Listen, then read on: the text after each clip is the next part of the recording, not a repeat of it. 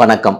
Dementia இது இந்த தலைமுறை, வயதான தலைமுறை அதிகமாக கேள்விப்படுற ஒரு விஷயமாக பார்க்குறோம். அதிகப்படியான ஒரு அப்நார்மலான ஒரு மறதி, ஒரு பிரெயின் ஷட் டவுன். இது ஒரு ஏஜிங்கில் எல்லாருக்கும் இருக்கிற ஆசை கடைசி வரைக்கும் நம்ம யாரோட டிபெண்ட்டும் இல்லாமல் அந்த கைத்தடியை வச்சு நம்ம வேலையை நம்மளே முடித்து ஒரு சுதந்திரமாக டிபெண்ட் இல்லாமல் இந்த உலகத்துல விடைபெறணும்னு ஆசைப்படுவாங்க. ஆனால் இது எல்லாத்தையுமே இந்த ஏஜ் ரிலேட்டட் டிசீஸ், இந்த டிமென்ஷியா இருக்கட்டும், டிப்ரெஷனாக இருக்கட்டும், அது தவிர நிறைய type of diseases, age old disease, இது அவங்களுடைய மிகப்பெரிய சாதனையாளர்களோட தன்மானத்தை கூட அது கேள்வி கேட்டது. அதை அவங்க ஃபீல் பண்றாங்க. அவங்க ஏஜ் ஆச்சுன்னு ஃபீல் பண்றது இல்லை. அப்ப அதை கேள்வி கேட்கும்போது அவங்களால அதை ஃபீல் பண்ற மாதிரி ஆயிருக்கு. இது எவ்வளவு ஹெல்த்தியா இருந்தாலும் வருமானா வர்றதுக்கான பாசிபிலிட்டி இருக்கு. அதாவது லிக்கர் சாப்பிடல சார், நான்வெஜ் கரெக்டாக சாப்பிட்றவங்க, எக்ஸசைஸ் பண்ணுறவங்க, யோகா பண்ணுறவங்க, மெடிடேஷன் பண்ணுறவங்க,